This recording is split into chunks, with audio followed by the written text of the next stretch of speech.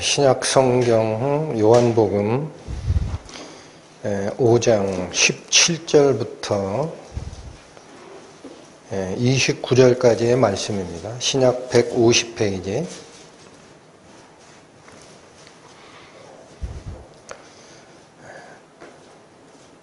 요한복음 5장 17절부터 살피겠습니다.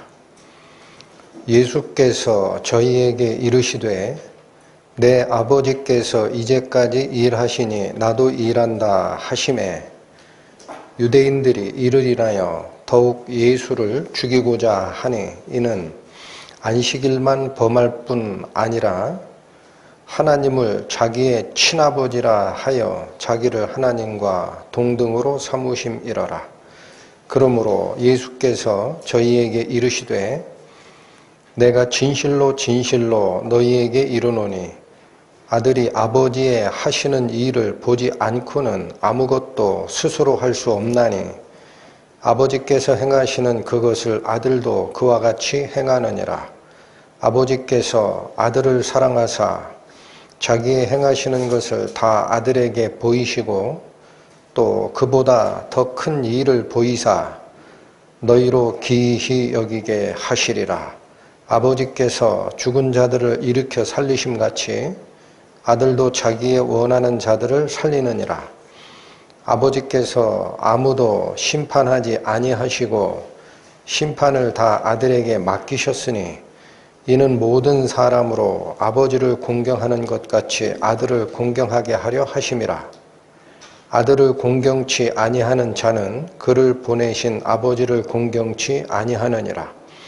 내가 진실로 진실로 너희에게 이르노니 내 말을 듣고 또 나 보내신 이를 믿는 자는 영생을 얻었고 심판에 이르지 아니하나니 사망에서 생명으로 옮겼느니라. 진실로 진실로 너희에게 이르노니 죽은 자들이 하나님의 아들의 음성을 들을 때가 오나니 곧 이때라. 듣는 자는 살아나리라. 아버지께서 자기 속에 생명이 있음같이 아들에게도 생명을 주어 그 속에 있게 하셨고 또 인자됨을 인하여 심판하는 권세를 주셨느니라.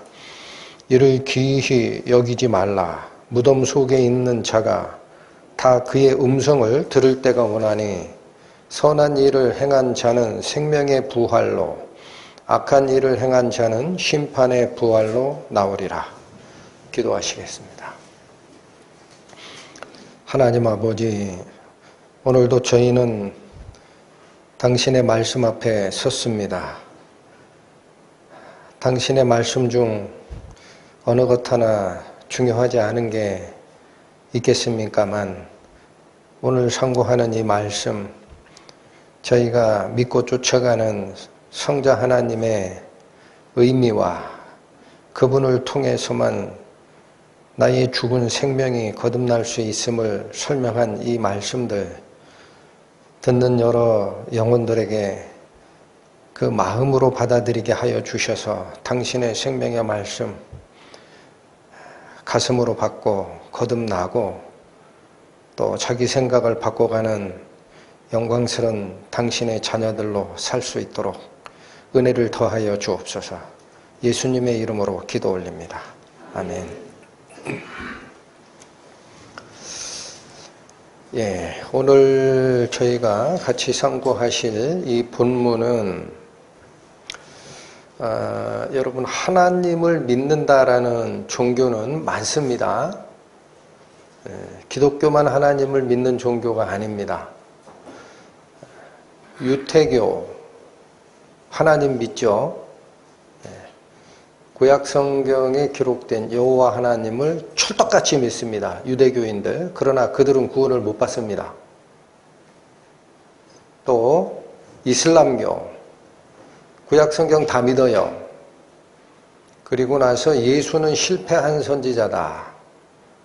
그래서 예수님 오신 후 한 500년 정도쯤 지났을 때 무함마드라는 한 사람이 천사가 전해주는 추가적인 복음을 들었다 하고 기록한 꾸란을 가지고 따로 종교를 만든 것이 이슬람교입니다. 그들도 예수를 부인하기 때문에 구원을 못 받습니다. 그럼 도대체 예수라는 존재는 무엇이냐? 왜 그분만이 생명을 가져다 줄 수 있느냐라는 사실은 굉장히 중요합니다. 그래서 오늘 같이 상고하실 본문에 바로 그 성자 하나님, 예수님이 어떤 분이신지가 아주 자세하게 드러납니다. 오늘 본문에서 성자 하나님은 다름 아닌 성부 하나님과 동일한 분이시다 라는 주제를 5가지 항목으로 증거하고 있다라고 얘기를 합니다. 5가지 항목, 그 중에 17절과 18절은 인격상의 일치성이라고 합니다. 다시 읽어보시죠. 17절, 예수께서 저희에게 이르시되 내 아버지께서 이제까지 일하시니 나도 일한다 하시매 유대인들이 이를 인하여 더욱 예수를 죽이고자 하니 이는 안식일만 범할 뿐 아니라 하나님을 자기의 친아버지라 하여 자기를 하나님과 동등으로 삼으심이로라. 여러분 17절, 18절은 여기 이런 말씀이 돼 있죠. 17절에 내 아버지께서 일하시니 나도 일한다.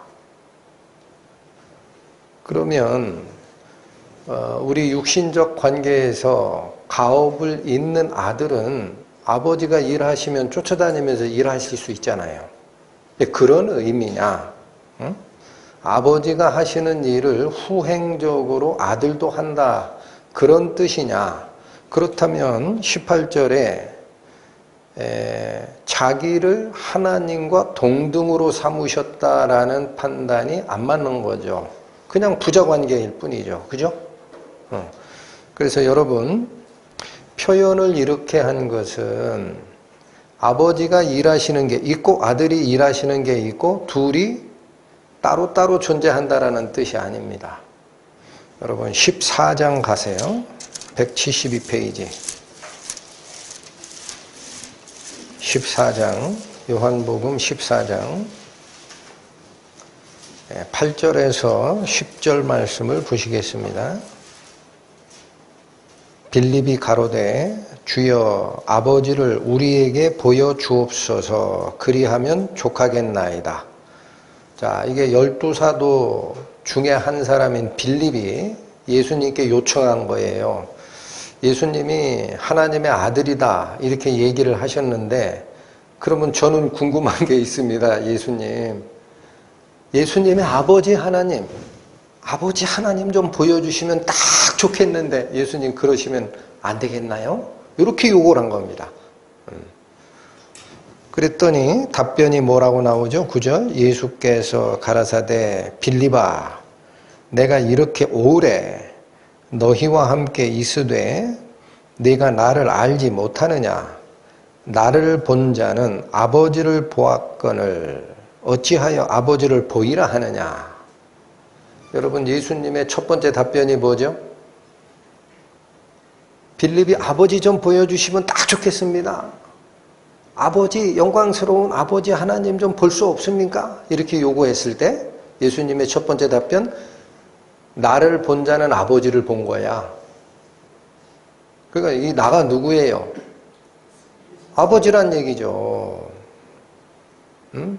내가 따로 있고 아버지가 따로 있는 게 아니야. 내가 아버지야. 나를 본 자는 아버지를 본 거야.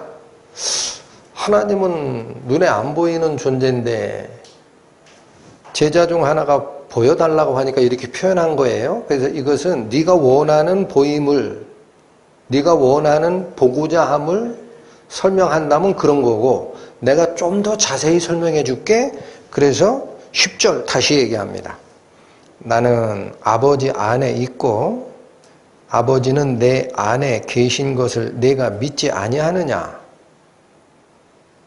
여러분 여긴 다른 말로 하는 거예요.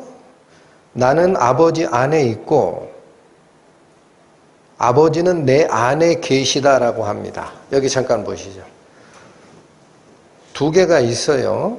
그러면 얘가 작고 얘가 크면 이 작은 것이 큰 것 안에 들어갑니다. 그렇죠? 반대로 이것이 작고 이것이 크면 작은 것이 큰 것 안에 들어갑니다. 근데 여기 이 문장은 나는 아버지 안에 있다라고 해요. 그런데 아버지는 내 안에 있다라고 해요.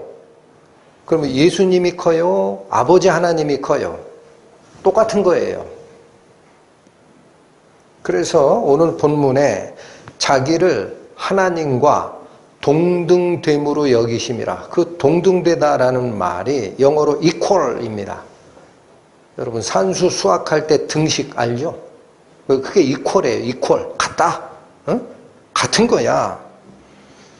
더 보십니다. 10절. 자, 다시. 나는 아버지 안에 있고 아버지는 내 안에 계신 것을 내가 믿지 아니하느냐?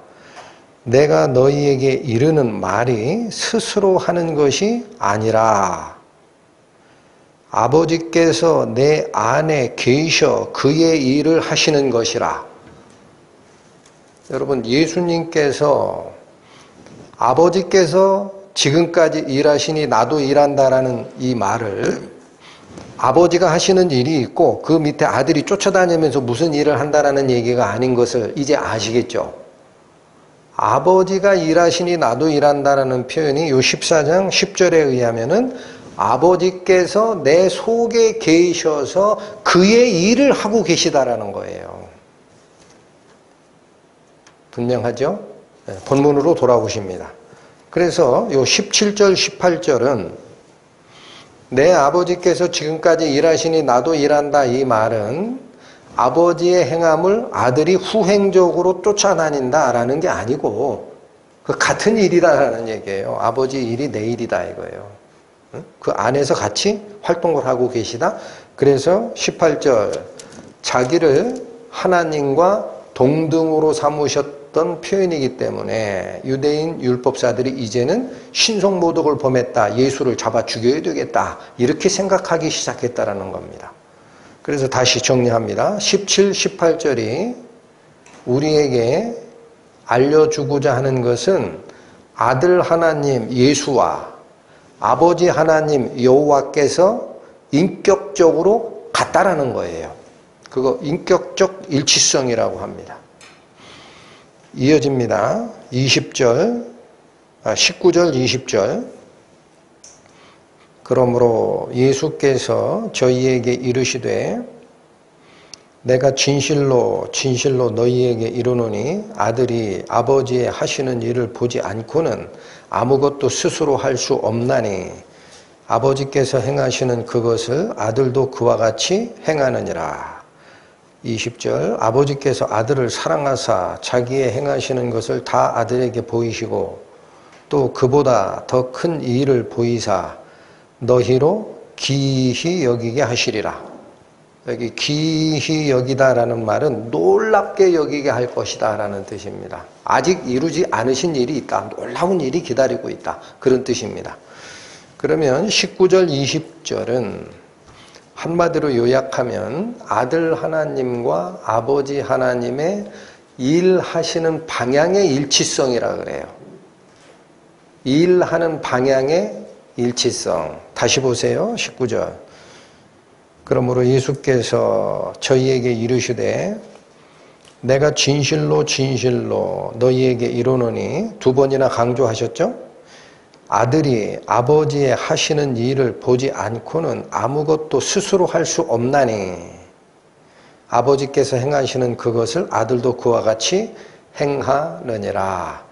19절의 제일 끝에 아버지께서 행하시는 그것을 아들도 행한다라는 것이 이젠 여러분 이해하셨을 거예요. 아버지가 무슨 일을 하면 아들이 쫓아다니는 게 아니죠. 14장에서 보셨죠? 아버지가 내 안에 계셔서 그의 일을 하는 거예요. 그렇죠? 그런데 19절에는 분명히 일하는 방향이 일치한다라는 원리 말고 하나가 있습니다.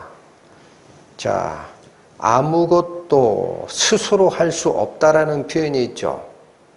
이게 무슨 얘기냐면 스스로라는 이 말은 자기 주도하에 자기 마음대로라는 뜻입니다. 그러니까 아들 하나님은 아버지 하나님과 인격적으로 같은 존재이시고 아버지께서 하시는 일과 아들이 하는 일의 방향이 일치하는데 아들이 앞서서 무슨 일을 하는 것은 없다라는 거예요. 아들이 자기 주도하에 일을 하는 건 없다. 누구 뜻에 따라 한다? 아버지 뜻에 따라. 그래서 여러분 성자 하나님과 성부 하나님이 같은 분이시지만 고난에 있어서는 성자 하나님은 반드시 성부 하나님 밑에 있는 겁니다. 그걸 순종한다라고 해요. 순종한다. 아들의 위격이라고 합니다. 여러분 여기 잘 보십시오. 이게 신학적 용어라 좀 어려운데 17, 18절을 설명드리면서 인격이 동일하다 그랬어요. 인격이 동일하다. 그런데 인격은 동일하시나 위치는 달라요. 그래서 신학적 용어로 이런 걸 뭐라고 하느냐? 위격이라고 합니다. 위격. 성부 하나님의 위격이 있고 성자 하나님의 위치, 위격이 있고 또 이 성자께서 일하신 것을 은혜로 전달하는 성령 하나님의 위격이 따로 있어요. 그래서 삼위, 일체, 아시겠죠? 위치가 있어요. 성부 하나님의 결정권을 성자 하나님이 그대로 행하시지만은 성자 하나님이 아버지를 앞설 수가 없습니다. 그걸 위치에 의한 격이라 그래요. 이게 위격. 그게 여기 정확하게 드러납니다. 19절 아들은 자기 주도하에 일을 하는 게 아니다. 누구 결정에 따라 하는 거다? 아버지 결정에 따라. 그러나 일의 방향은 어긋나지가 않아요. 왜 우리 인간들은 아버지가 있고 아들이 있으면 아버지 생각하고 아들 생각하고 다르잖아요. 농사를 져도 그래요. 응? 아버지는 야 오늘 아침 일찍 저거 일 좀 하고 쉬자. 아들은 아유 좀 쉬었다가 일하시죠. 오늘 좀 늦게 자면 안 될까? 서로 다르잖아. 근데 성부 하나님과 성자 하나님 간에는 일하는 방향이나 이런 게 전부 일치한다라는 뜻입니다.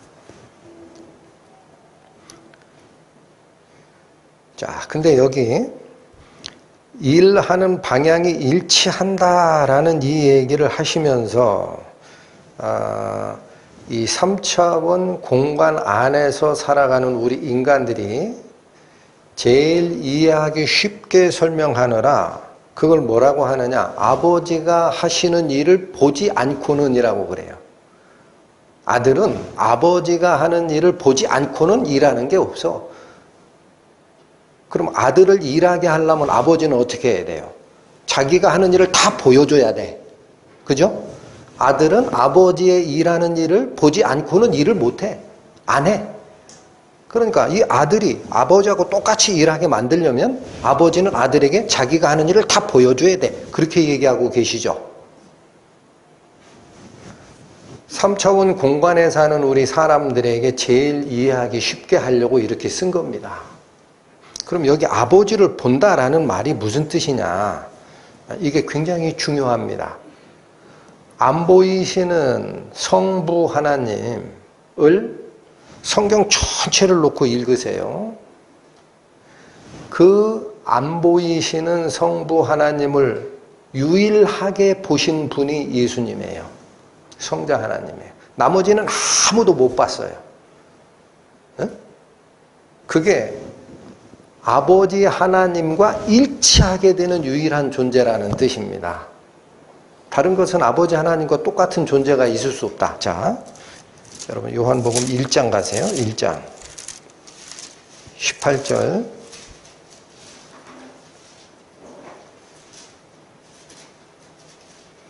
본래 하나님을 본 사람이 없으되 아버지 품 속에 있는 독생하신 하나님이 나타내셨느니라.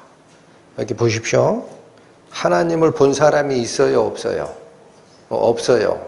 사람은 하나님을 보는 순간 죽어버립니다.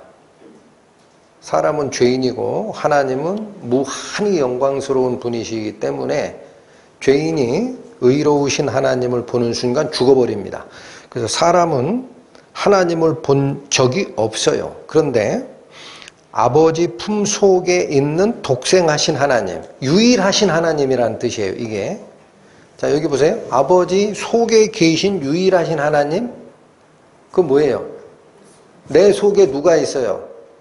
내가 있죠. 내 속에 다른 게 있어요? 없어요. 우리 인간적으로 얘기하면은요, 사람 속에는 내가 있는 거예요. 그쵸?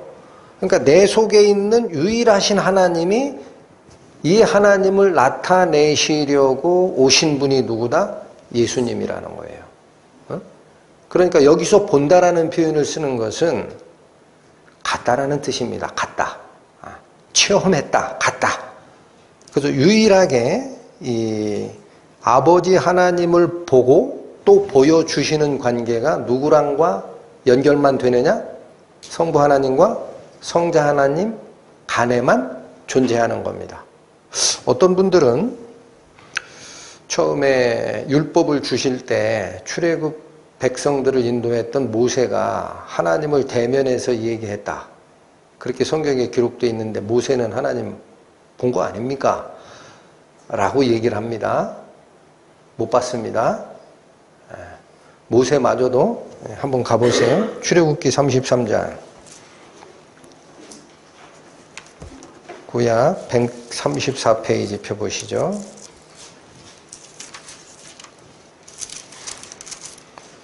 출애굽기 33장 18절에서 23절 보십니다. 모세가 가로되 원컨대 주의 영광을 내게 보이소서. 자, 이게 하나님 좀 보여주십시오라는 뜻이에요. 19절 여호와께서 가라사대 내가 나의 모든 선한 형상을 내 앞으로 지나가게 하고 여호와의 이름을 내 앞에 반포하리라. 나는 은혜 줄 자에게 은혜를 주고 긍휼히 여길 자에게 긍휼을 베푸느니라. 또 가라사대 네가 내 얼굴을 보지 못하리니 나를 보고 살 자가 없음이니라. 여러분, 모세가 하나님의 영광스러운 모습을 보고 싶어요 했더니 보여는 준다 그래요. 보여는 준다. 그런데 뭐는 못 본다? 얼굴은 못 본다라는 거예요. 왜? 나를 보고 살 사람이 없다라는 거예요. 그래서 21절 여호와께서 가라사대 보라 내 곁에 한 곳이 있으니 너는 그 반석 위에 서 있으라. 내 영광이 지날 때에 내가 너를 반석 틈에 두고 바위 틈 속에다 모세를 그 속으로 들어가라 그러는 거예요. 반석이라는 게 바위입니다. 바위 틈 속에 들어가라. 거기다 두고 내가 지나도록 내 손으로 너를 덮었다가 하나님이 이 사람 손으로 덮는 게 아니라 이 표현이 그런 거예요. 하나님께서 보호하시는 거예요. 네가 내 얼굴을 보면 죽으니까 저 바위 틈 속으로 들어가 있어. 그럼 내가 너를 가만히 보호하고 있으면서 23절 손을 거두리니 내가 내 뭐는 볼 것이요 뭐는 못 보리라. 그러니까 성부 하나님을 직접 대면한 사람은 없습니다. 보면 죽게 되어 있습니다. 그런데 그 모든 것을 다 보여주신 분, 그게 누구와 누구와의 관계다? 성부 하나님과 성자 하나님과의 관계다. 자, 여기 다시 오시죠. 본문.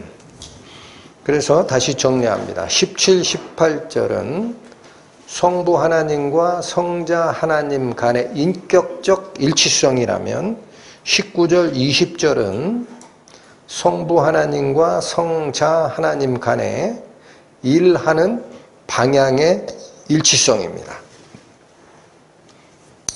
21절 아버지께서 죽은 자들을 일으켜 살리심 같이 아들도 자기의 원하는 자들을 살리느니라. 자, 여기 이건 무슨 일치성? 생명의 능력에 대한 일치성. 하나님 아버지는 생명을 창조하신 창조주입니다. 그러니까 그 분이 살리고 죽이는 능력이 있어요. 맞죠? 그런데 여기 누구도 똑같이 능력이 있다. 아버지께서 죽은 자들을 일으켜 살리심 같이 누구도? 아들도 합니다. 이게 살리는 능력의 일치성이에요. 능력이 같아요. 그런데 여기 조금 다른 얘기가 살짝 그 속에 가미가 됩니다. 아들은 살리는 능력이 아버지랑 똑같은데 아버지가 원하는 자를 살린다 그래요? 자기가 원하는 자를 살린다 그래요? 여러분 잘 읽으셔야 돼요. 누구가 원하는 거를 살려요? 야 이건 약간 이상하다. 여기부터 잘 집중하십시오. 하나님의 뜻을 받아 살리는 거예요. 그런데 여기서부터 고난이 위임이 되는 모습이 보입니다. 죽은 자를 살리는 고난을 아들에게 넘기는 거예요. 응? 아들은 자기가 원하는 것을 살려내게 돼 있다라는 거예요. 그렇죠? 자, 그래서 요거는 뒤에 심판 고난을 아버지가 아들에게 넘겼다라는 말로 한 단계 더 진전이 됩니다. 왜 심판 고난을 넘기는 거냐면 살리고 죽이는 게 심판이거든요. 이게 살짝 넘어가는 건데, 자, 여기. 그러면 창조주, 생명을 만드신 아버지 하나님이 살리는 능력이 있는 건 알겠다. 근데 아들도 살리는 능력이 있다. 이게 무슨 뜻일까? 자, 26절. 같은 말씀을 반복한 구절입니다. 21절을 다시 설명한 게 26절이에요. 아버지께서 자기 속에 생명이 있음 같이. 이 말씀은 이해 못하시는 분 없죠? 창조주 하나님 안에 생명이 있어요. 그것처럼 아들에게도 생명을 주어 그 속에 있게 하셨다. 그러니까 이게 무슨 뜻이에요? 여러분 같이라는 말에 주의를 집중하시기 바랍니다. 비슷한 게 아니에요. 아버지 하나님 안에 생명의 원천이 있어요. 그 똑같은 생명의 원천이 누구에게도 있다? 아들에게도 있다. 자, 요한일서 보시죠. 요한일서 신약성경 388페이지. 요한일서 1장 1절과 2절 말씀 388페이지 찾으셨죠? 태초부터 있는 무엇에 관하여는 그대로 읽어주세요. 하나님이라고 안 합니다. 태초부터 있는 무엇에 관하여는 생명의 말씀. 그러면 여러분 요한복음 1장 1절은 태초에 말씀이 계시니라 이렇게만 시작을 하죠. 근데 요한일서 1장 1절은 그냥 말씀이라고 안 하십니다. 무슨 말씀? 생명의 말씀이라는 거예요. 태초부터 있는 생명의 말씀에 관하여는 우리가 들은 바요, 눈으로 본 바요, 주목하고 우리 손으로 만진 바라. 아니 말씀을 어떻게 보고 주목하고 손으로 만들어요? 말씀을 들을 수는 있어요. 우리가 들은 바요. 그래, 말씀은 들을 수 있어. 우리가 눈으로 본 바요. 어떻게 말씀을 눈으로 봐? 우리가 주목하고 손으로 만져도 봤어. 이게 무슨 말씀일까? 2절. 이 생명이 나타내신 바 된지라. 여러분, 태초부터 계셨던 생명을 담고 있는 말씀이 말씀 그대로 있으면 나타나지를 않아요. 나타나지를 않아. 근데 여기 뭐라고 그래요? 2절. 이 생명이 나타내신 바 됐다라는 거예요. 어떤 우리 눈에 보이는 형태로 드러났다라는 거예요. 그러시면서 이 영원한 생명을, 자, 1절에서 2절로 넘어오면서 하나가 더 강화가 됩니다. 뭐냐? 1절에서는 생명의 말씀이라고 했죠. 그럼 이 생명이 무슨 생명이냐를 몰라요. 육체적 생명이냐, 물질적 생명이냐, 이거 몰라요. 근데 2절에 가니까 이 생명이 무슨 생명이다? 영원한 생명이라는 거. 아, 이거 영생이구나. 영원한 생명을 우리가 보았고 증거하여 너희에게 전하노니. 자, 어떻게 전하느냐? 이는 아버지와 함께 계시다가 우리에게 나타내신 바 된 자니라. 자, 이 영원한 생명을 누구라고 표현해요?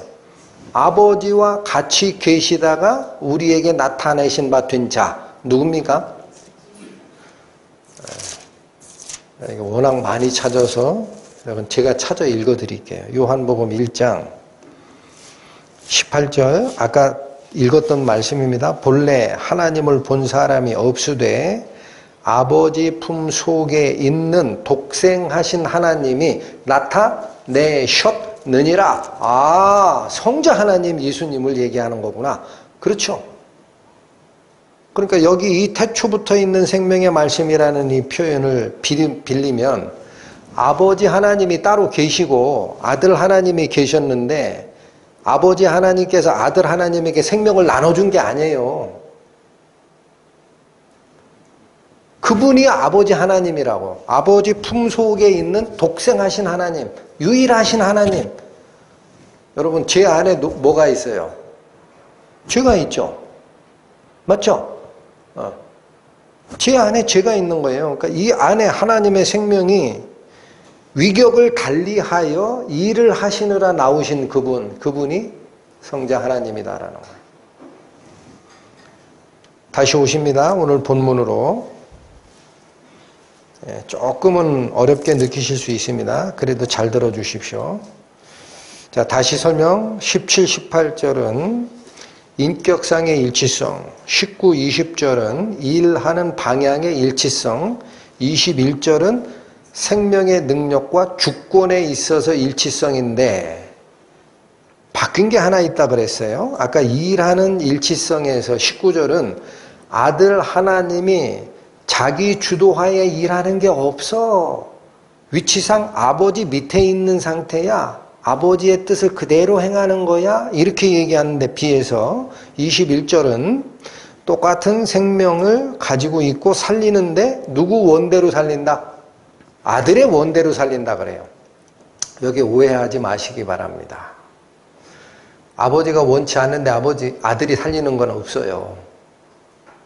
아시겠죠? 아버지가 원치 않는데 아들이 살리는 건 없어요. 다만 주권이 넘어온 거예요. 누가 행사하는 거예요? 아들께서. 왜 그럴까요? 여기에 우리 기독교의 핵심이 있습니다. 왜 그럴까요? 그 왜 그럴까요를 남은 시간 동안 살펴야 됩니다. 그게 기독교의 진리니까. 자, 여기 살려내는 권한을 아들이 원하는 자를 살리는 것으로 얘기를 하셨는데 22절 가시면 아버지께서 아무도 심판하지 아니하시고 심판을 다 아들에게 맡기셨다. 이건 뭐예요? 심판 권한의 일치성입니다. 여러분 여기 오해하시면 안 돼요. 심판 과정에서 아버지가 빠지는 게 아닙니다. 계시록 나중에 가서 읽어보시면 최후의 심판 때 그 보좌에 서 있는 분이 하나님과 어린 양이 같이 그 보좌에 앉아 계세요. 네? 두 분이 원래 한 분이라니까. 다만 심판의 그 권한을 아버지가 가지고 계신 그 권한을 어디로 위임시켜 놓으셨다? 아들에게로. 그거 희한하다. 아버지 뜻과 관계없이 자기 주도적으로 일하는 건 없다 하시면서 왜 아버지께서 심판 권한은 아들에게 위임하셨을까? 좀 이상하다. 사실은 이상할 건 없습니다. 왜? 두 분이 같은 분이니까. 그렇죠? 그런데 여기 조금만 더 보면 심판이 아까 뭐라고 그랬죠? 여러분 최후의 심판에서 뭘 갈라내요? 뭘 갈라내요? 산자와 죽은 자를 갈라내는 겁니다. 예수님께서 오셔서 하신 비유대로라면 뭐와 뭐를 갈라내는 것? 알곡과 쭉정이. 알곡은 생명이 있는 거예요. 쭉정이는 모양은 겉모양은 똑같아. 근데 안에 생명이 없어. 이걸 갈라내는 거예요. 그래서 누가복음 3장 가보시죠. 신약 92페이지입니다. 누가복음 3장 16절, 17절.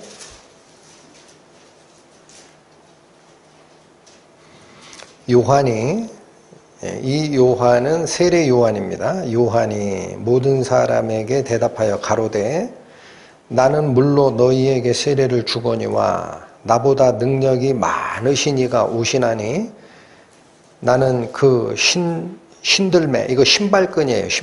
신발끈을 풀기도 감당치 못하겠노라. 그는 성령과 불로 너희에게 세례를 주실 것이요 손에 키를 들고 자기의 타작 마당을 정하게 하사 알곡은 모아 곡간에 들이고 쭉정이는 꺼지지 않는 불에 태우시리라. 여러분, 예수님께서 와서 주시는 세례가 물세례가 아닙니다.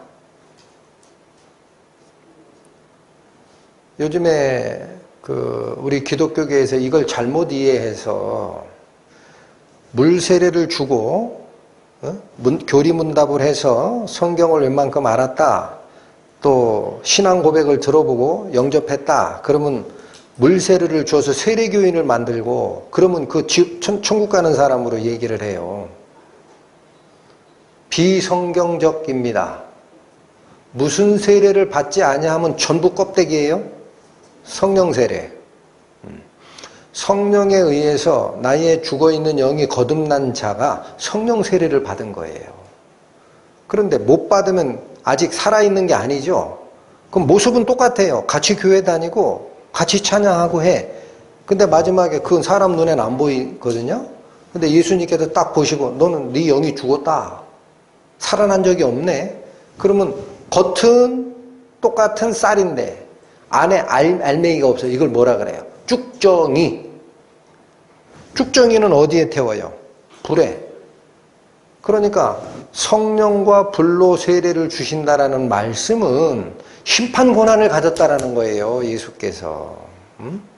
살리기도 하고, 예수께서 성령을 주시면 살아나는 거예요. 살리기도 하고, 성령 세례를 받지 않아서 겉모습은 교회에 다녔지만 껍데기야. 그럼 마지막에 가면 골라내는 능력도 누가 행사하신다? 예수께서. 이게 심판자의 권한입니다. 그러니까 여기 보세요. 지금부터가 굉장히 중요합니다. 성부 하나님을 믿는 종교는 지금 우리가 아는 바로 못해도 세 개예요. 기독교가 있어요. 유대교가 있어요. 이슬람이 있어요. 그렇죠? 유대교와 이슬람이 왜 여기에는 구원이 없다고 하느냐? 왜 기독교밖에 구원이 없다고 하느냐? 하나님 믿으면 뭐가 하나님 믿은 게 성공한 거예요, 여러분? 내가 하나님 믿습니다. 그러면 성공한 거예요? 어떻게 하나님까지 가려고? 이 땅에 있는 더럽고 더러운 죄인이 거룩하신 하나님께 어떻게 접근을 합니까? 같이 살아야 되는데 천국 가면? 죄인이 의로우신 하나님 앞으로 가는 길이 없는 거예요, 여러분. 내 의를 쌓아서 간다고요? 어린 반푼 없는 얘기입니다. 어린 반푼 없는 얘기. 그래서 성경에 뭐라고 그래요? 성경에 자기 의를 세우려고 힘써 하나님의 의는 복종치 아니하였느니라.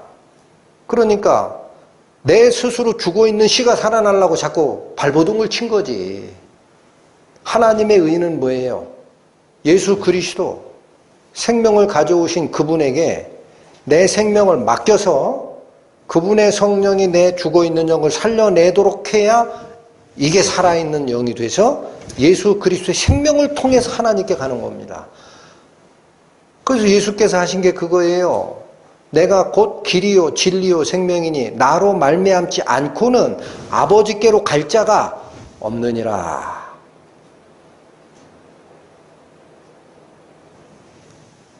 여기 잘 보십시오. 죽은 자가 살아나지 않고 하나님께 가는 방법은 없습니다. 이걸 잘 기억해 주시기 바랍니다. 죽은 자가 살아나지 않고는 하나님께로 갈 방법이 없어요. 근데 그 살리는 방법은 누구밖에 없어요? 예수님밖에 없어요. 내가 곧 길이요 진리요 무엇이니? 생명이니 나로 말미암지 않고는 아버지께로 올 자가 없느니라. 그러니까 살리는 역할만은 자, 여기 잘 들어주시기 바랍니다. 아버지가 모든 고난을 다 계획하고 행사하셔도 살리는 고난만은 누구에게 넘겼다? 아들에게. 그렇잖아요. 아버지가 죽은 자를 살리심과 같이 아들도 자기가 원하는 자를 살리느니라. 아들을 통하지 않고는 살 방법이 없다. 그게 하나님의 뜻입니다.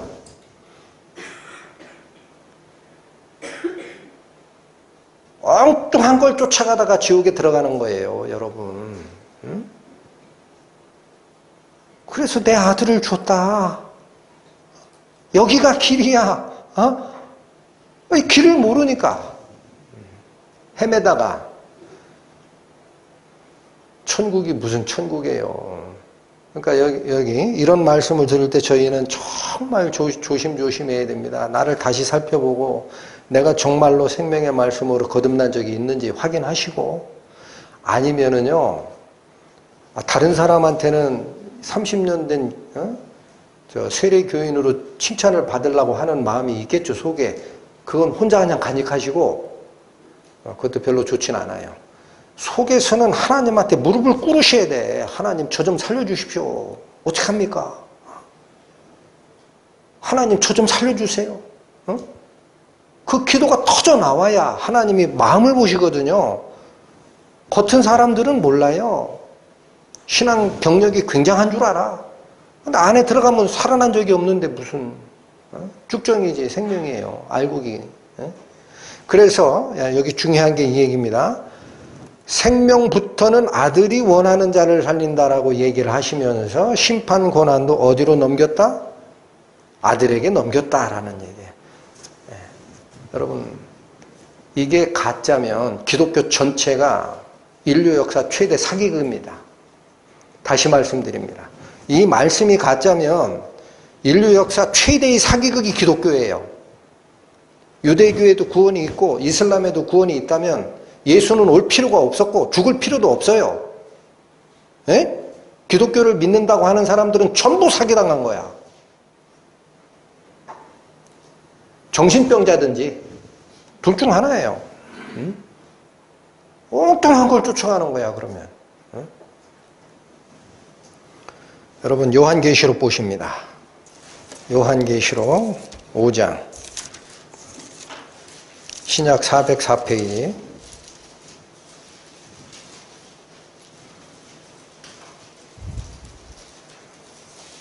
7절에서 10절 말씀 보십니다. 어린 양이 나와서 보좌에 앉으시니, 여기 잠깐 설명드립니다. 어린 양은 하나님의 어린 양 예수 그리스도, 보좌에 앉으시니 성부 하나님.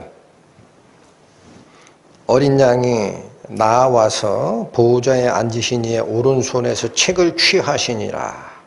이게 고난을 받은 거예요. 책을 취하심에 네 생물과 24 장로들이 어린 양 앞에 엎드려 각각 검은고와 향이 가득한 금대접을 가졌으니 이 향은 성도들의 기도들이라.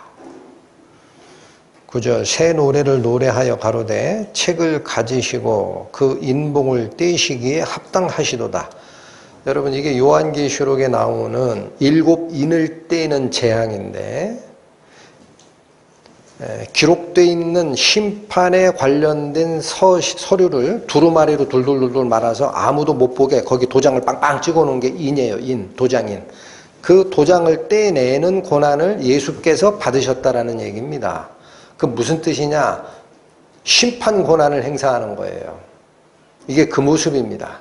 그런데 자, 9절 새 노래를 노래하여 가로되 책을 가지시고 그 인봉을 떼시기에 합당하시도다. 일찍 죽임을 당하사 각 족속과 방언과 백성과 나라 가운데서, 이 말은 어떤 언어를 행사하든 족속이든 어떤 나라에 속한 사람이든 모든 사람들을, 그런 뜻입니다. 그러니까 이스라엘만 구원하는 게 아니에요.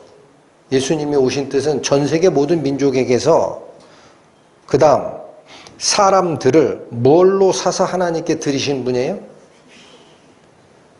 네, 여러분, 예수님의 피에 의해서 나의 썩은, 나의 죽은 생명이 바꿔치기가 되지 않은 사람,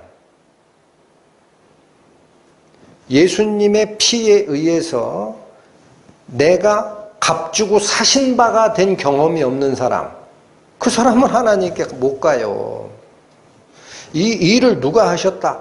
하나님의 어린 양 예수 그리스도께서 하셨다. 그러니까 예수 그리스도의 피의 은혜를 통과하지 않은 자는 하나님께 갈 길이 있어요? 없어요? 없어요. 그게 살리는 고난이 아들에게 넘어갔다라는 뜻이다라는 겁니다. 그 삶과 죽음을 결정하는 게 심판이니까 아예 뭐라고 표현했다? 심판 고난을 아버지가 아무 고난을 행사하지 않을 거야. 다시 보세요. 본문. 네? 요한복음 5장 22절. 여러분 이 말씀들을, 성경 말씀은 마음을 깊이 해서 읽으셔야 됩니다. 22절. 아버지께서 어떤 사람은 심판하시고 나머지 심판은 아들에게 넘기셨으니, 그렇게 돼 있습니까? 뭐라고 돼 있습니까? 아버지께서 아무도 심판하지 않을 거야. 단 한 사람도 아버지가 심판 권한을 행사하지 않습니다. 아무도 심판하지 않아요. 권한을 누구에게 다 넘겼기 때문에? 아들에게. 왜? 자기 피로 사서 하나님께 드린 바가 된 자만 천국에 들어가니까. 그러나 그 뜻은 아버지의 뜻을 거스르지 않습니다. 일치하게 돼 있습니다. 중요한 것은 예수 그리스도 외에는 아버지께 인도할 만한 길을 연 자가 없어요. 이걸 명심하시라고. 예수 그리스도 이외에는 죄인을 하늘 아버지께로 인도할 자가 없어요. 그래서 그분은 땅과 하늘을 잇는 완전한 사다리로 오신 거예요. 땅부터 연결되어야 하니까 사람 몸을 입고 오시는 거예요. 하늘로 연결되어야 하니까 그분은 원래 하나님이셨던 분입니다. 그래서 완전한 사람이자 완전한 신의 성격을 가지고 오신 분, 그분이 성자 하나님. 그분 이외에는 땅에 있는 죄인이 하늘에 계신 아버지 하나님께 올라갈 길이 없습니다. 그래서 심판 고난까지 넘겼다라 그래요. 자, 이제는 남은 게 하나밖에 없어요. 그러면 여러분 이제 생각하십시오. 아버지께서 행사하시는 최후의 고난이 심판 고난입니다. 원래는. 그렇죠? 생명을 주고 말고 하는 게 창조주 고난이죠. 그 고난을 아들에게 넘겼다고 하면 아버지가 가진 고난 다 넘어갔네. 아들에게. 남아있어요? 없어요? 그래서 본문 다시 오세요. 마지막 일치성이 나옵니다. 23절. 이는 모든 사람으로 아버지를 공경하는 것 같이 아들을 공경하게 하려 하심이라. 이게 무슨 뜻이냐? 표현은 공경하게 하려라고 하지만 우리가 하나님을 그냥 공경한다고 그래요? 하나님을 경배한다고 그래요? 경배의 대상으로서도 일치한다라는 거예요. 그러니까 아버지 하나님을 경배하는 자는 아들을 경배하지 않고는 아버지를 경배할 수가 없어요. 이거 그냥 같이 놓은 거 아닌가? 더 확실하게 하죠. 다시 보세요. 23절. 이는 모든 사람으로 아버지를 공경하는 것 같이 아들을 공경하려 하려 하심이라. 여기서 다시 잠깐 보세요. 워낙 어려운 얘기라. 아버지 하나님이 계셔. 아들 하나님이 계셔. 19절에 아무것도 자기 주관대로는 하지 않으시는 게 아들 하나님이야. 그러니까 인격적으로 일치하고 하시는 일도 일치하고 하지만 생명도 둘 다 고난을 가지고 계시고 하지만 아버지 하나님께서 원하시지 않는데 아들이 스스로 할 수 있는 일은 없어.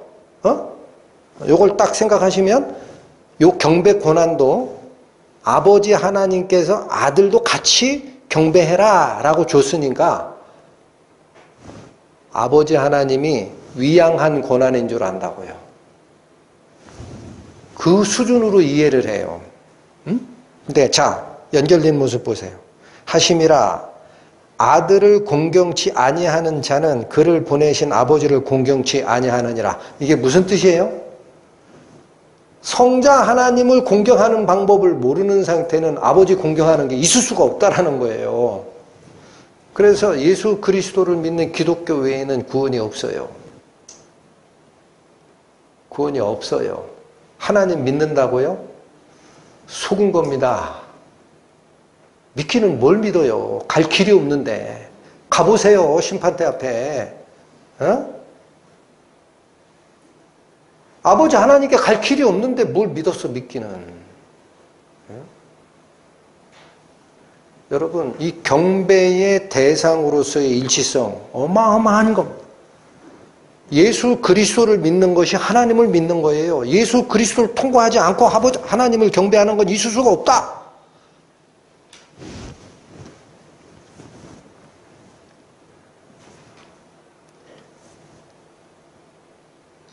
자, 여기 사실은 두 번씩 설명한 게 있었습니다. 21절에 아버지께서 죽은 자를 일으켜 살리심 같이 아들도 자기의 원하는 자들을 살리느니라. 요거를 26절에 아버지께서 자기 속에 생명이 있음 같이, 즉 생명의 창조 주심 같이 아들에게도 생명을 주어 그 속에 있게 하셨고 아들도 생명의 창조주가 맞아. 이렇게 두 번 설명한 것처럼 22절 아버지께서 아무도 심판하지 아니하시고 심판을 다 아들에게 맡기셨다, 이 말을 다시 설명한 것이 27절입니다. 또 인자됨을 인하여 심판하는 권세를 주셨느니라. 자, 왜 최고 권한인 심판 권한을 성부 하나님께서 성자 하나님께 위임했느냐면, 성자 하나님이 뭐가 되셨기 때문에 이 권한을 위임했다 그래요? 인자됨을 인하여, 즉 사람이 됐다라는 그 사실 때문에, 잘 보셔야 됩니다. 사람이 됐다 하는 그 사실 때문에 아버지가 심판 권한을 행사하는 게 마땅하지만 그 권한을 누구에게 위임했다? 아들에게 넘겼다라는 거예요.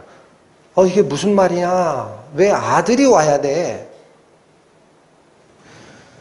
그게 경배받으실 이유도 됩니다. 여러분 빌립보서 2장 가보세요. 빌립보서 2장.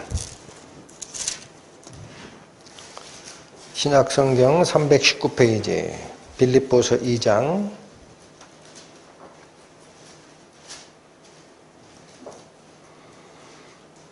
5절부터 보십니다. 너희 안에 이 마음을 품으라. 곧 그리스도 예수의 마음이니 그는 근본 하나님의 본체시나. 여러분, 이게 최종 선언입니다. 그리스도 예수는 성부 하나님이 따로 계시고 성자 하나님이 따로 계시다 그래요. 성자 하나님 예수 그리스도는 하나님의 본체라고 그래요. 분신이라고 그래요? 본체라고 그래요? 본체. 이걸 일체라고 하는 거예요.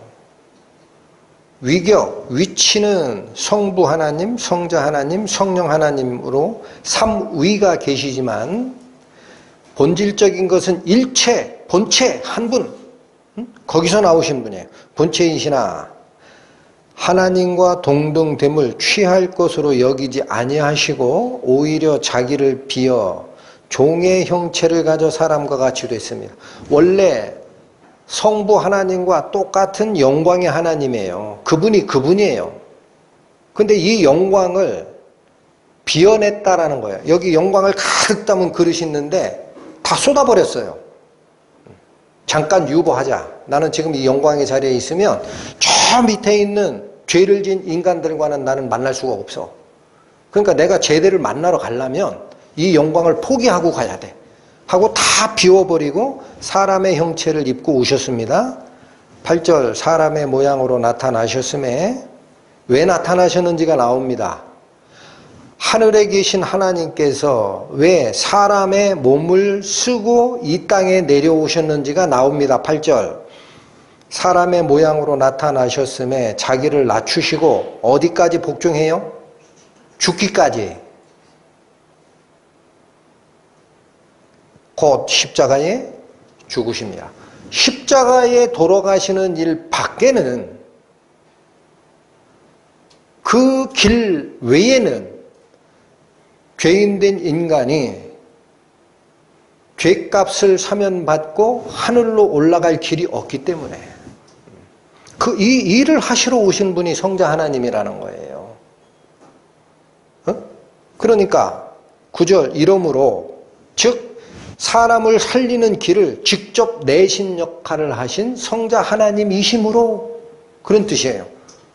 사람의 생명을 직접 하늘로 이끌어낼 수 있는 사다리를 놓으신 그분이므로 9절 이러므로 하나님이 그를 지극히 높여 모든 이름 위에 뛰어난 이름을 주사 하늘에 있는 자들, 이거 누구를 얘기하는 거예요?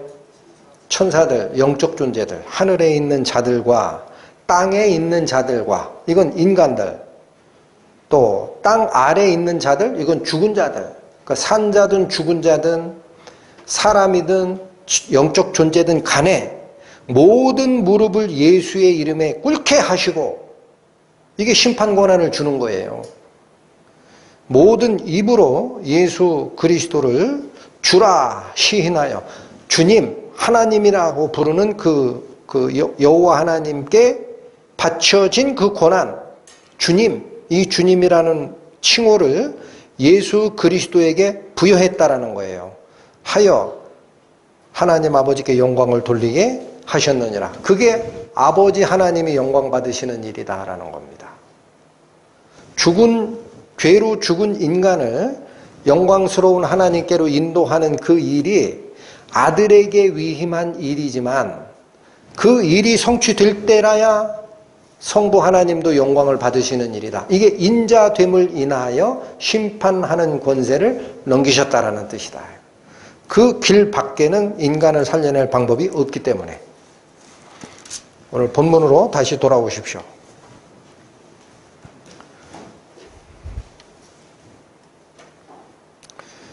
여러분 19절에서 23절 또 26절, 27절, 28절, 29절까지도 19절에서 23절 다섯 항목 간의 일치성을 다시 설명한 구절들입니다. 그러니까 이걸 제가 자꾸 이렇게 구조적으로 분해하는 이유가 뭐냐, 24, 25절은 독립된 구절이에요.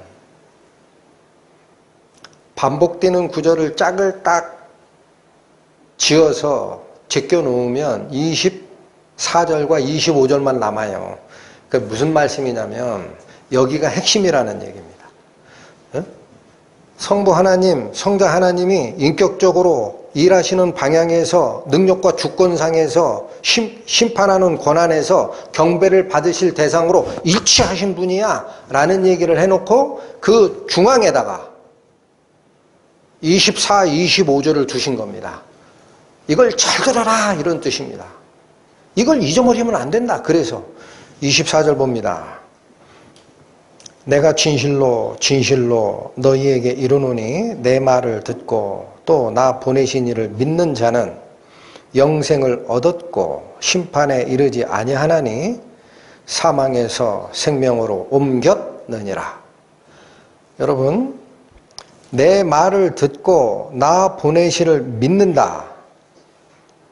이 동사 말을 듣고 나 보내신 이 성부 하나님을 믿다라는 이것은 현재형 동사를 씁니다. 지금 이 문장에서. 그런데 사망에서 생명으로 옮겼느니라라는 이 옮기다라는 단어는 완료형입니다. 앞으로 될 거야가 아니에요. 내 말을 듣고 나 보내신 하나님, 성부 하나님을 믿는 자는 사망에서 생명으로 옮길 것이니라가 아니고 옮겼느니라 완료형을 씁니다. 그러니까 이건 뭐예요? 동시에 일어난다는 얘기입니다. 동시에. 미래적으로 뭔가 조건을 보고 하는 게 아니고 동시에 일어난다. 그러니까 여러분 여기 보십시오. 모든 기독교 진리가 여기에 다 들어와 있는 거예요. 24절, 25절에. 제일 중요한 말씀을 하시는 거구나. 내 말을 듣고, 즉 예수 그리스도의 말을 듣고 나 보내시니 성부 하나님을 믿으면, 아 이거 두 개인데 이게 어떻게 달라? 여러분 천천히 오세요. 예수님의 말을 듣고 나 보내시니 성부 하나님을 믿어? 두 개네. 내 말도 듣고 성부 하나님도 믿고. 뭐가 우선이야? 그런데 25절 진실로 진실로 너희에게 이르노니 죽은 자들이 하나님의 아들의 음성을 들을 때가 오나니 곧 이때라. 듣는 자는 살아나리라. 여기 하나님을 믿어라라는 말이 빠져요. 잘 보세요. 23절에서는 내 말을 듣고 나 보내신 이를 믿는 자는 그렇게 돼 있었죠. 25절로 오니까 나 보내신 이를 믿는 자라는 말이 빠져요. 내가 살아나는 길이 딱 하나로만 얘기해요. 하나님의 아들의 음성을 들으면 살아나. 그게 내 말을 듣고잖아. 그죠? 그럼 이게 어떻게 된 거야? 응? 24절에서 25절로 넘어오면서 성부 하나님의 성부 하나님을 믿어라. 이 말이 왜 빠지는 거야? 왜 빠질까요? 왜 빠집니까? 성령의 감동으로 이 성경 기록하다가 실수로 하나 빠뜨렸나? 여러분, 같은 거니까 뺀 거예요. 아버지 하나님을 믿는다라는 것은 아들 하나님, 예수님의 말씀을 듣는 것과 같은 거다라는 거예요. 예? 그래서 빠지는 거예요. 믿음이 어떻게 듣는 거야? 저 앞에서 얘기하시는 목사님 말이 맞아? 의심 가지셔야 돼요. 제가 한다고 다 믿으면 안 돼요. 속을 수 있어요. 성경이 얘기하는 것만 믿으셔야 돼. 하나님 믿는다라는 게 성자 하나님 말씀 듣는 거랑 같은 건가? 로마서 10장.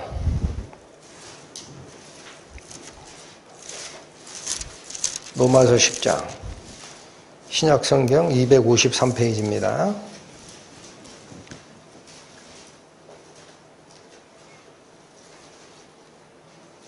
17절 253페이지 로마서 10장 17절 이 말씀은 같이 좀 읽으실까요? 시작. 그러므로 믿음은 들음에서 나며 들음은 그리스도의 말씀으로 말미암았느니라. 더 설명드려요? 필요 없죠? 여러분 여기가 오해라는 거예요. 자꾸 하나님을 믿는다고 하고 교회 다니고 11조하고 뭐를 하고 어떻게 살고 저렇게 살고 그게 믿음의 원천이 아니에요. 자기 의지. 믿음은 어디서 나온다고 그래요? 들음. 그러면 뭐 팝송 들어야 돼. 무슨 유명한 연설가의 연설을 들어야 돼. 학교 가서 잘 가르치시는 교수님 강의를 들어야 돼. 아니다. 들음은 어디서 말미암은 것이다? 그리스도의 말씀. 얼마나 정확합니까?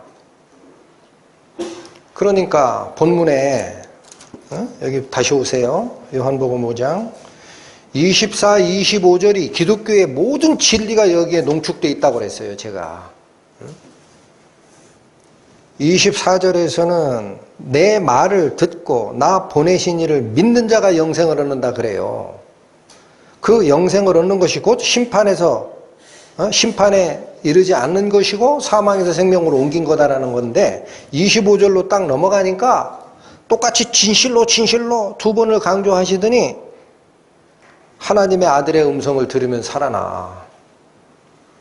아버지를 믿는다는 말이 빠졌어. 그 왜 빠지느냐? 말씀드렸잖아. 믿음은 어디서 나오는 거기 때문에. 그리스도의 말씀, 아들 하나님의 말씀을 통해서 들어오게 돼 있다. 자, 여러분. 지금부터 다시 기독교 신앙은 씨도 잘 들어주세요. 생명의 씨를 뿌릴 때 그 뿌리는 씨도 예수님의 말씀이고요. 살아나게 하는 것도 예수님의 말씀이고 거기다 물 주고 영양분 주는 것도 다 예수님의 말씀이에요. 네? 말씀을 이해를 못하면 엉뚱한 남의 다리 긁고 있다고. 아니, 말씀이 여기 생명이 다 있는데 엉뚱하게 은혜 받는다고 가서 뭐 방언의 은사를 쫓고 말이야. 어? 치유의 집회에 쫓아다니고 한다고. 성경에 그걸 얘기하시느냐 이거예요. 어? 방언 기도하다가 예언 받았다고 어느 날 끝날이 와 한 거 다 지금 가짜인 거 드러났죠? 그럼 그 사람이 실수했나 보다. 어허, 성경을 안 읽으셔서 그래. 성경에 신명기에 뭐라고 하는지 아세요? 응? 내 말을 전하는 선지자가 있다. 조금 이따 볼 겁니다. 이 말을 듣지 아니하면 여호와께 벌을 받을 거야. 그러니까 백성들이 이렇게 반문을 해요. 어찌 그게 하나님의 말씀인지를 알 수 있습니까? 그랬더니 어느 선지자가 내 말이다, 내 말을 받았다라고 얘기를 하고 나서 그 증언이 나타나지 않거나 틀리면 내가 준 말 아니야 그래요. 그럼 전에도 말씀드렸죠. 다미선 교회 사건, 방언의 은사, 예언으로 그 날짜 정했다. 틀렸죠? 그럼 그거 누가 준 거예요? 아직도 그게 하나님의 은사인 줄 알아요. 내가 준 거 아니라고 하셨잖아. 그럼 어이쿠 하고 도망가야지. 아, 이거 아니구나. 엉뚱한 증거를 채취하려고 하는 거구나. 뭐밖에는 증거가 없습니까? 살아계신 하나님의 말씀이에요. 이게 이렇게 중요하니까 요한복음 1장 1절이 선언하고 가시는 거예요. 태초에 말씀이 계시니라. 이 말씀이 하나님과 함께 계셨으니 이 말씀이 곧 하나님이라. 아, 왜 안 믿으시냐고. 저는 대한민국 기독교가 하는 방향을 보면은요, 안타까워요. 병 나을 수 있어요. 귀신도 해요. 왜 그걸 쫓아가시냐고. 그거 경험했다고 내 영이 살아났습니까? 천만에. 성령의 말씀에 의해서 내 죽어있는 영이 음성을 들을 때가 있다고요. 이 속에 성령이 와서 나를 이끌어 가시는 작업이 있다고요. 그걸 느끼지 못하시면 구원받은 게 아니라고. 성경이 얘기하시잖아요. 내가 믿음 안에 있는가 내 자신을 시험하고 확증하라. 그리스도께서 내 안에 계신 줄을. 목사를 통해서가 아니에요. 내 스스로 알지 못하느냐. 그렇지 않으면 너희는 버리온 자니라. 서술이 시퍼런 경고들이 성경에 있습니다. 엉뚱한 증거 채취하다가 마지막에 예수님 앞에서 내가 너를 도무지 알지 못하니 불법을 행하는 자들아 나에서 떠나가라 하리라. 이 충천병력 같은 판결을 받지 않으시려면 잘 보셔야 됩니다. 자, 이제 말씀. 이 말씀도 보십시오. 정확하게 십계명이 전달되는 과정부터 이 말씀이 형체를 가지고 인간 세계에 주어집니다. 그게 모세 때부터예요. 이걸 쫓아 올라갑니다. 신명기 5장 가시죠. 구약성경 269페이지.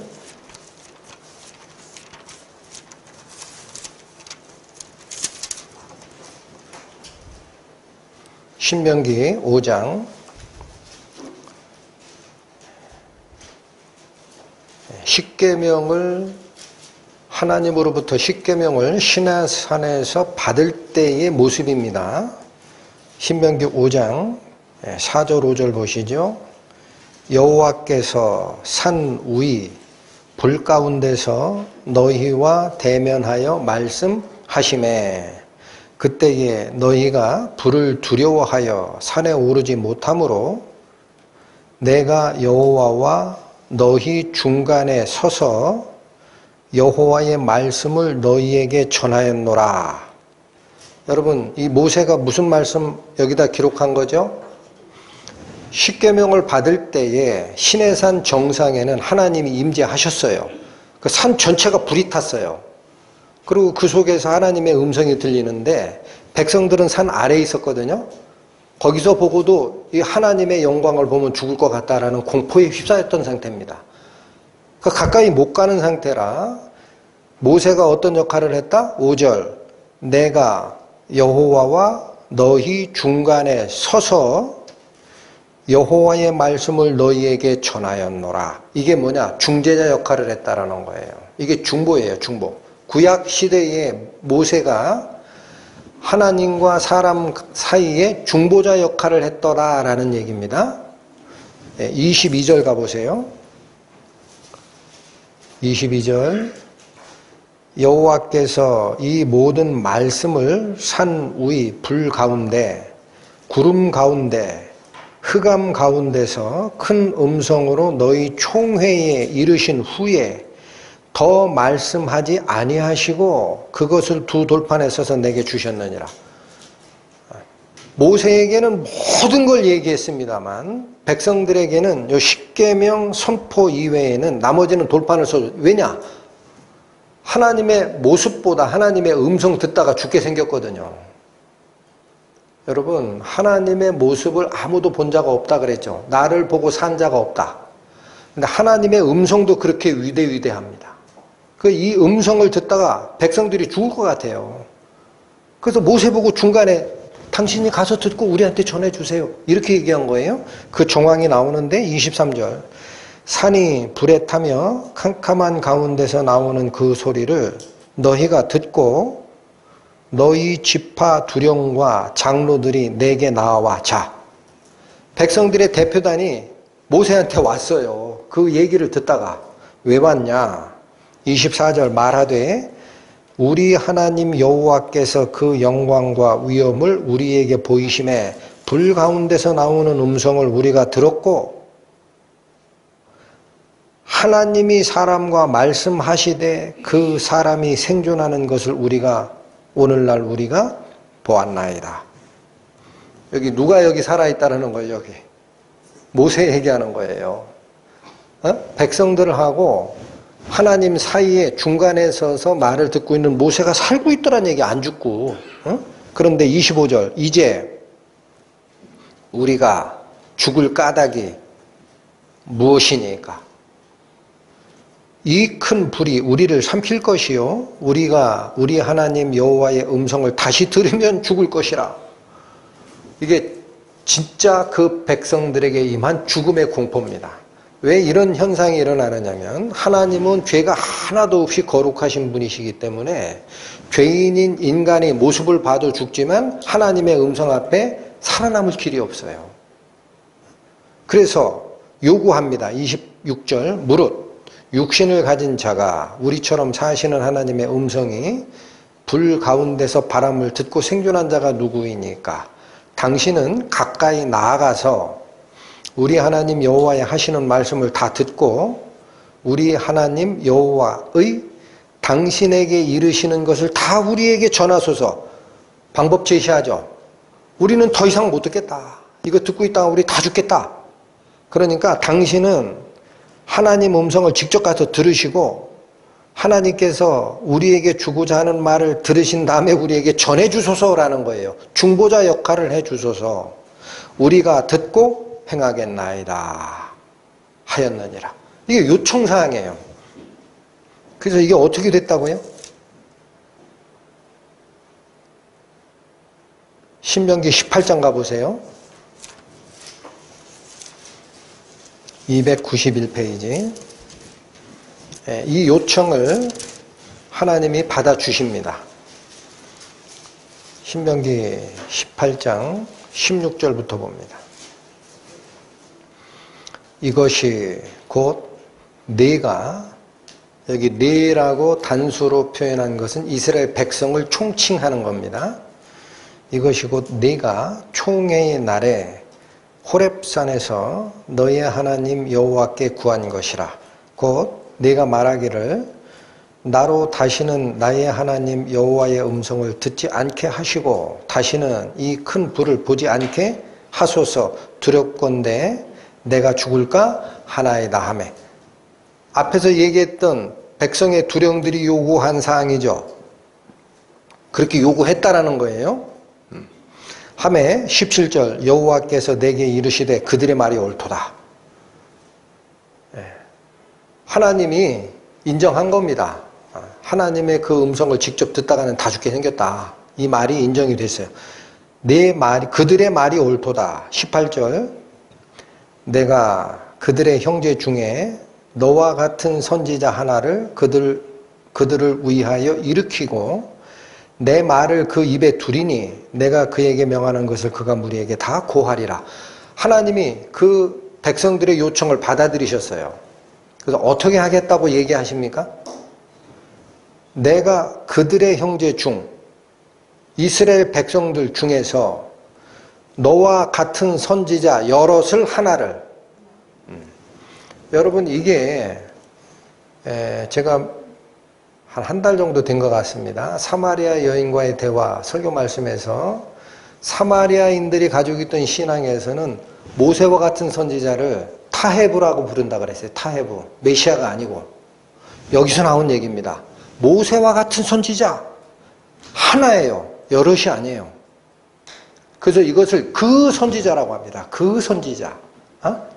그럼 모세와 같은 선지자라는 말이 무슨 뜻이에요? 모세가 무슨 일을 했다고요? 아까 5장 4절에서 말씀드렸죠? 내가 여호와와 너희 중간에 서서 여호와의 말씀을 너희에게 전하였노라. 이 역할을 할 한 선지자를 앞으로 보내겠다라는 겁니다. 즉 하나님과 사람 사이에 중보자 역할을 할 선지자를 보내겠다라는 거예요. 왜? 하나님 말씀을 직접 듣다가는 다 죽게 생겼으니까. 하나를 그들을 위하여 일으키고 내 말을 그 입에 두리니. 그러니까 이제는 하나님께서 직접 말씀하시는 게 없어요. 누구를 통해서 해요? 중보자 선지자를 통해서 합니다. 두리니 내가 그에게 명하는 것을 그가 무리에게 다 고하게 될 거야. 19절 무릇 그가 내 이름으로 고하는 내 말을 듣지 아니하는 자는 어떻게 됩니까? 하나님께 벌을 받게 됩니다. 왜 그래요? 하나님 말씀이니까.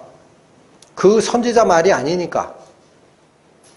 권위가 어디까지 가요? 하나님의 권위로 갑니다. 그러면 이 선지자가 누구냐? 누굽니까? 여러분 여기 잘 보세요. 모세가 하나님의 말씀을 받아서 전달하는 대언자, 선지자 역할을 했죠. 근데 이 예언은 성경 말씀을 잘 보셔야 돼요. 이 예언은 모세 네가 했던 일처럼 행할 한 선지자를 세우겠다 그래요. 여럿이 아니에요. 그 중간에 이스라엘 역사 중에 하나님 말씀을 전달했던 선지자들은 다시 올 그 선지자의 예표입니다. 예표. 여럿이 있었어요. 그렇죠? 그거 얘기하는 게 아니라는 거예요. 응? 그래서 그 선지자가 누구냐? 하나님 말씀을 전할 선지자. 그게 실현이 누구에게 갔을 때입니까? 그 선지자가 예수님이라고요. 에? 이걸 보셔야 돼요. 그래서 그 하나님의 아들의 음성을 듣는 자가 살아나리라. 누구 말씀을 들은 거랑 같으니까 하나님 말씀 들은 거니까. 여기 있잖아요. 그가 이르는 자 내가 그들의 형제 중에서 너와 같은 선지자 하나를 그들을 위하여 일으키고 내 말을 그 입에 두리니 내가 그에게 명하는 것을 그가 무리에게 다 고하리라. 무릇 그가 내 이름으로 고하는 내 말을 듣지 아니하는 자는 내게 벌을 받을 것입니다. 마가복음 가보십니다. 신약성경 53페이지.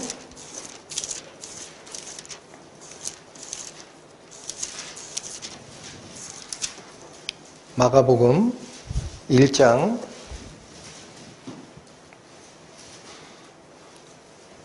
9절 11절까지 9절부터 봅니다. 그때에 예수께서 갈릴리 나사렛으로부터 와서 요단강에서 요한에게 세례를 받으시고 곧 물에서 올라오실새 하늘이 갈라짐과 성령이 비둘기같이 자기에게 내려오심을 보시더니 하늘로서 소리가 나기를 너는 내 사랑하는 아들이라 내가 너를 기뻐하노라 하시니라. 예수님께서 세례 요한에게 세례를 받으시고 나서 하늘에서 내려온 음성이 있었습니다. 뭐라고 그래요? 너는 나의 아들이라 내가 너를 기뻐하노라. 자, 그런데 이 사건이 9장 가세요. 마가복음 9장 68페이지.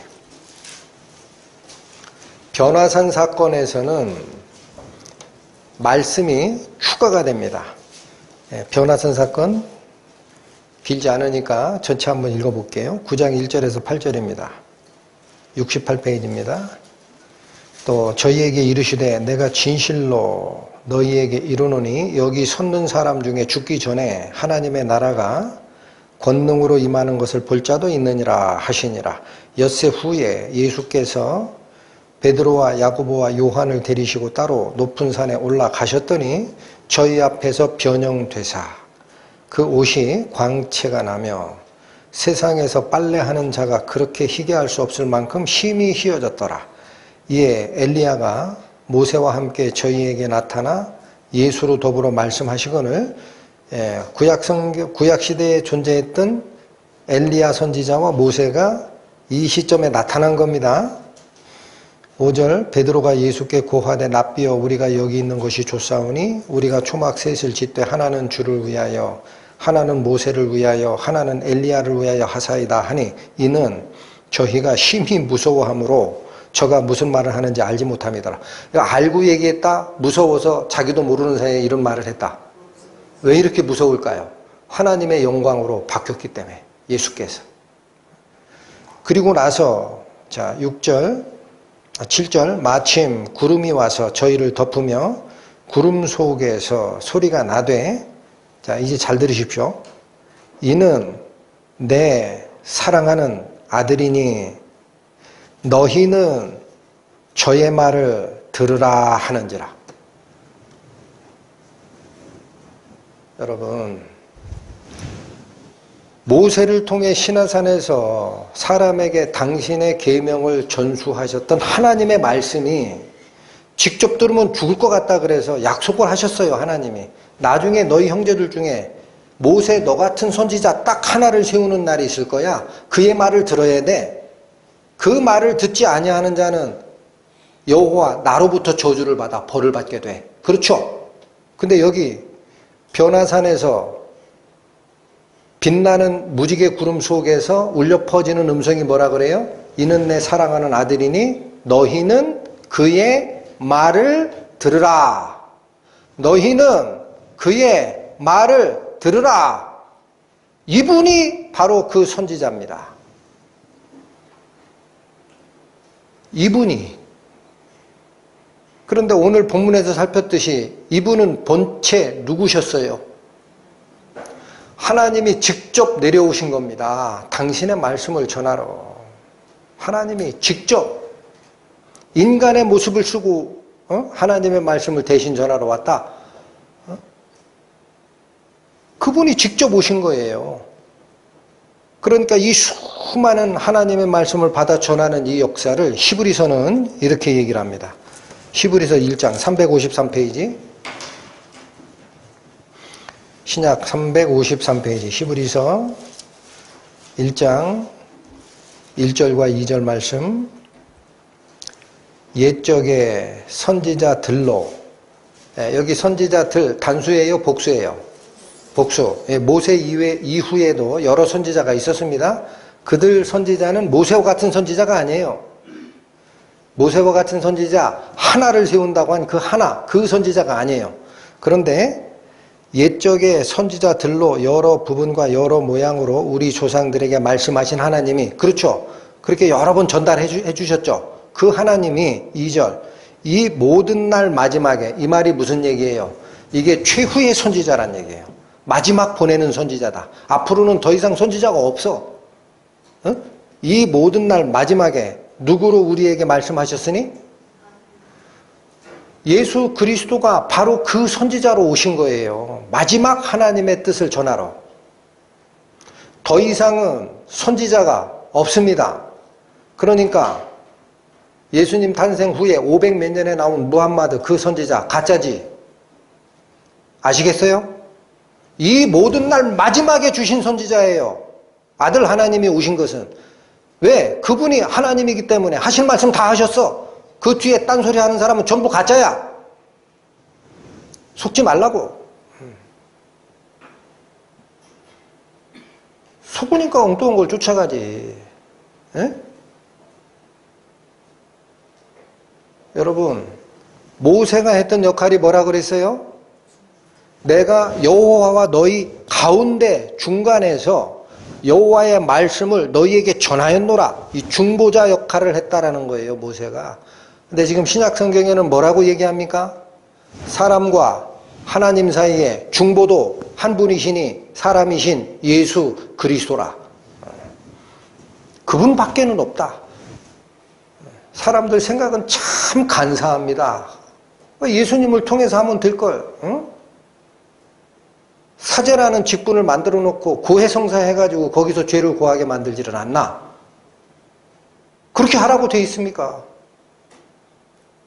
사람과 하나님 사이의 중보자가 신부라고 얘기를 했어요?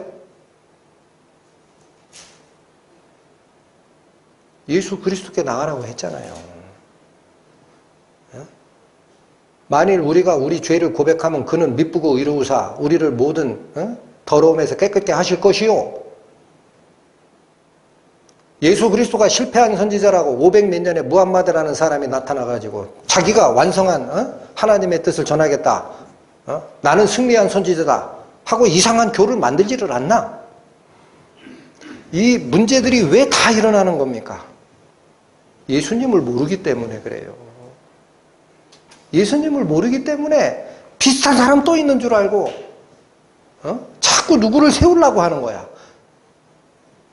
이 속에 성령이 없기 때문에 그게 역사하는 방법을 몰라요. 경험을 못해서. 그러니까 엉뚱한 걸 자꾸 쫓아가지.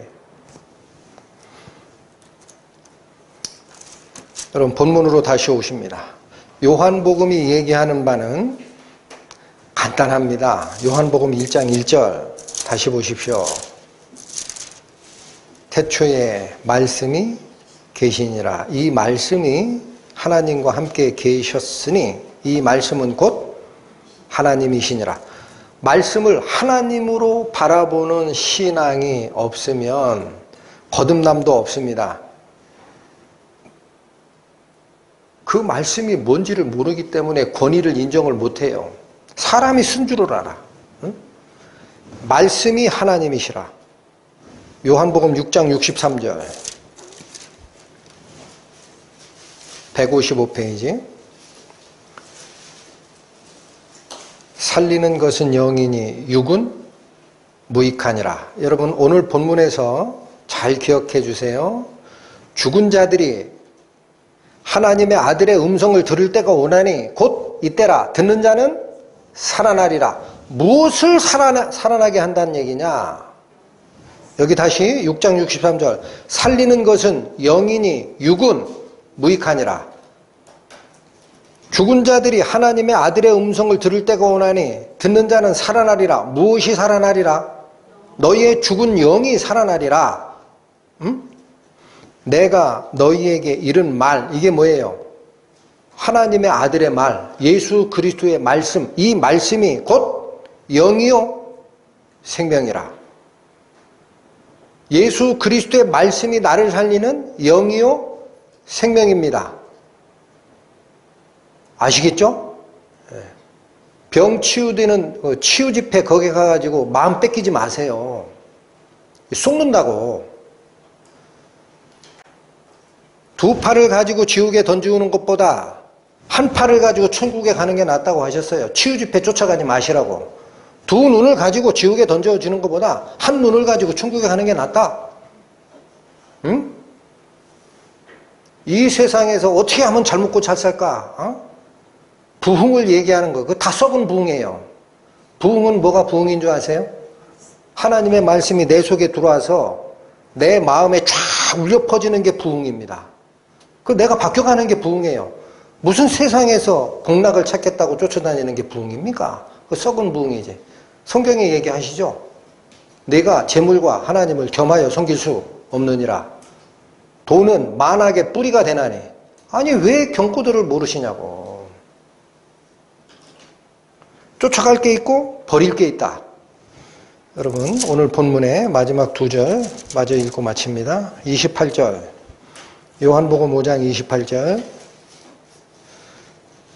이를 기히 여기지 말라. 자 이게 무슨 말이냐.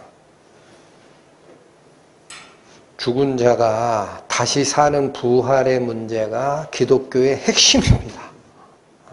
제가 조금 전에 부흥교리, 기독교가 썩은 부흥을 쫓아간다는 얘기를 했어요. 내 몸의 치유, 자식의 성공, 사업의 성공, 교인의 확장, 전부 다 양적 부흥, 눈에 보이는 부흥입니다. 그걸 쫓지 마라.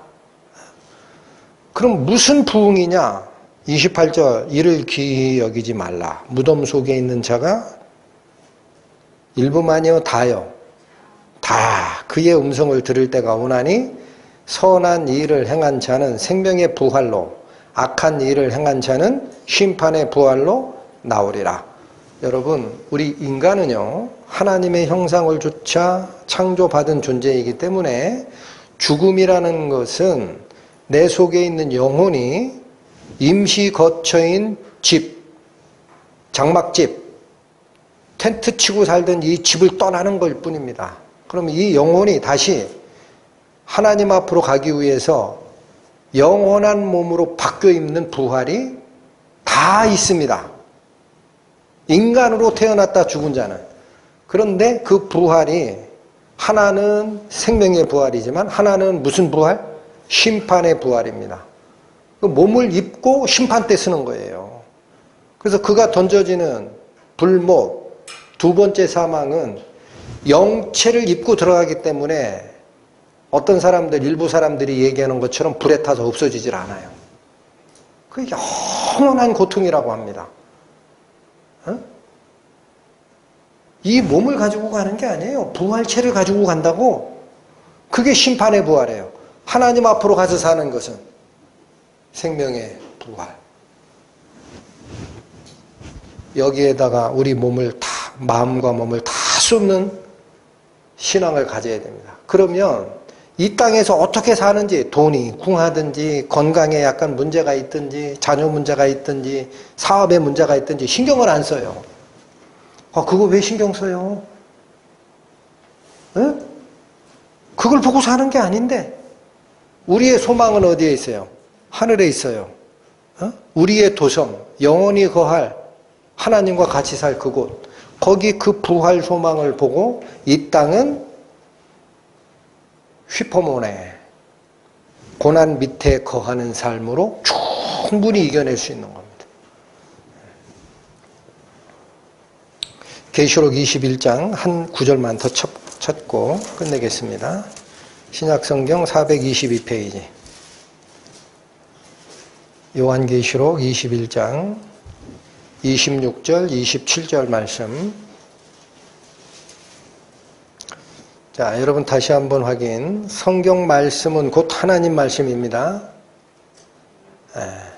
여기에 오류가 있다 생각하시거나 아이 설마 그러겠어 하시는 분은 그 생명의 말씀에 의해 살아나는 경험 못합니다. 21장 26절, 27절 사람들이 만국의 영광과 존귀를 가지고 그리로 들어오겠고, 여기가 천국이에요. 새하늘과 새 땅에 들어오겠고, 27절 무엇이든지 속된 것이나 가증한 일 또는 거짓말하는 자는 결코 그리로 들어오지 못하되, 이 말씀이 무슨 말이에요? 이 말씀이 오늘 본문에서 악한 일을 행한 자는 심판의 부활에 처해질 거다라는 샘플입니다.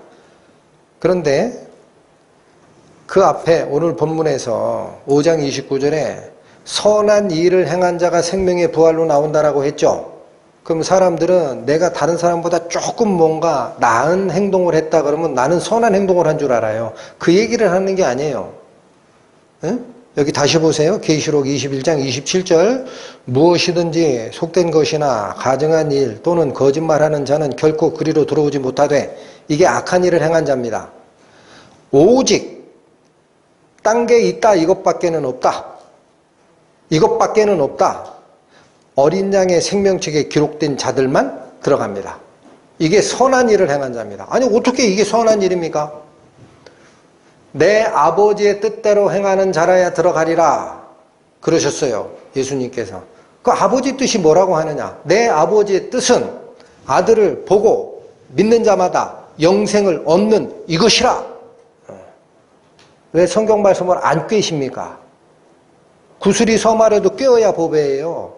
그게 선한 거예요. 하나님을 믿고 내가 할 수 없는 이 죄성을 하나님의 생명에 위임시켜서 거듭나고 쫓아 살아가는 것, 이게 선한 행위입니다.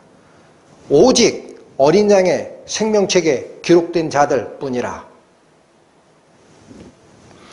기도하시고 마치겠습니다. 하나님 아버지 감사합니다. 항상 저희에게 주시는 말씀은 차고 넘치는데 한편으로 걱정되는 것은 이 많은 말씀들을 듣는 영혼들이 과연 얼마나 생명의 말씀으로 진심으로 가슴 안에 받아들일까 하는 걱정입니다. 부디 흐르는 당신의 은혜의 물결이 사람의 마음의 문턱이 높아서 넘지 못하고 비껴가는 일이 없도록 저희 마음 문을 낮춰주시고 겸손하게 듣게 하시어 은혜의 말씀, 생명의 말씀 저희를 적시고 다른 사람에게 전하는 복음의 시연과 전파가 동시에 일어날 수 있도록 저희 손을 잡아 인도하여 주옵소서. 예수님의 이름으로 기도 올립니다. 아멘.